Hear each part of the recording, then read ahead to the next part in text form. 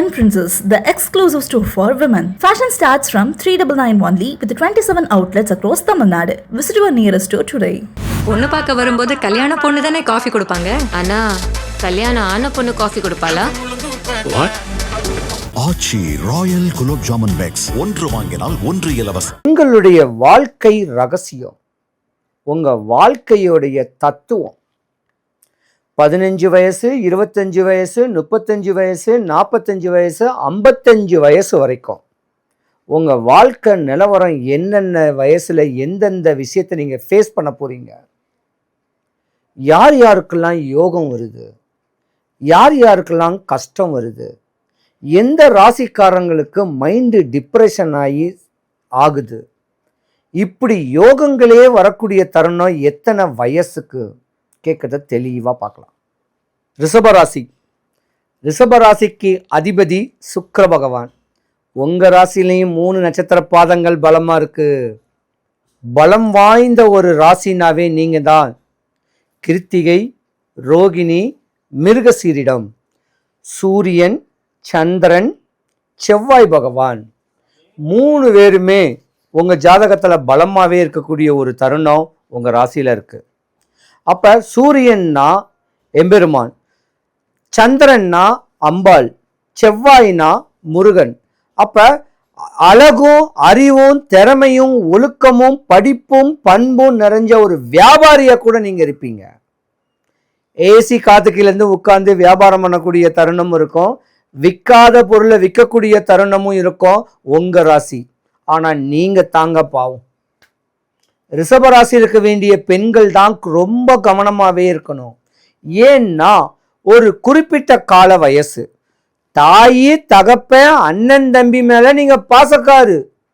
சின்ன வயசுல இருந்தே ஒரு 15 வயசுங்கிறது இப்போ ஒரு கணக்குக்கு ஒரு 17 வயசுக்கு மேலே உங்களுக்கு ராகு தசை நடக்கும். பெரிய படிக்கணும்னு ஆசைப்படுவீங்க. தாய் தகப்பனை விட்டு வெளியே எங்கேயாவது ஹாஸ்டலில் தங்கி படிக்கணும்னு ஆசைப்படுவீங்க. உள்ளூரை விட்டு வெளியூரில் போய் படிக்கணும்னு ஆசைப்படுவீங்க. இந்த நேரம்லாம் ரிஷபராசிக்காரங்களுக்கு உண்டு. ஆனால் நீங்கள் ஏமாறுவீங்க, ஏமாற்றப்படுவீங்க. ஒரு குறிப்பிட்ட கால வயசு 13லேருந்து, அதாவது டீனேஜ், உங்கள் 15 10ஆம் கிளாஸ் படிக்கிறதுலேருந்து காலேஜ் படிக்கிறதுக்குள்ள நீங்க ஏமாறக்கூடிய ஒரு அமைப்பும் உண்டு. ஏமாந்துடாதீங்க, படிங்க. படிச்சு தாய் தகப்பங்கிட்ட கடன் வாங்கித்தான் உங்களை படிக்க வைப்பாங்க, கஷ்டப்பட்டு தான் உங்களை படிக்க வைப்பாங்க.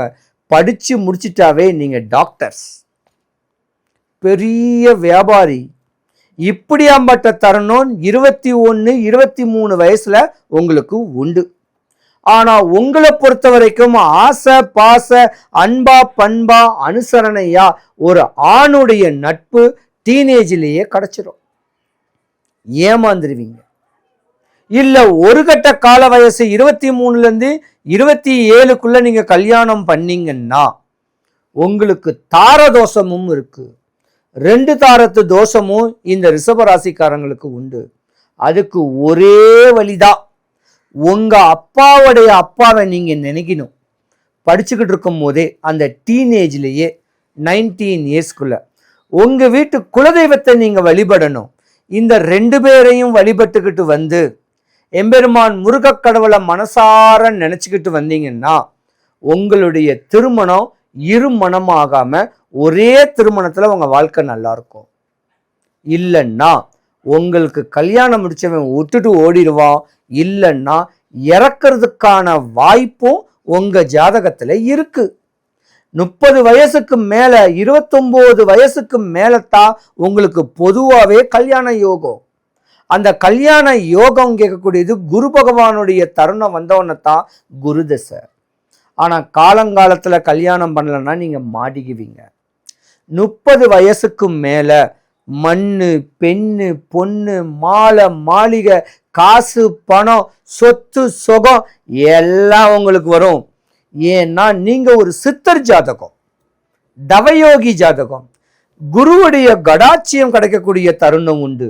ஒரு கட்ட கால வயசு 35 45 வயசுக்கு மேல ஆன்மீக ஞானம் கிடைச்சிடும். தெய்வ அனுகிரகம் கிடைச்சிரும். கோயிலுக்கு நிறைய செலவு பண்ண ஆரம்பிப்பீங்க. கும்பாபிஷேகத்துக்கு நிறைய செலவு பண்ண ஆரம்பிப்பீங்க. தன்னுடைய உடம்புடைய ஆரோக்கியத்தை நீங்க பார்ப்பீங்க.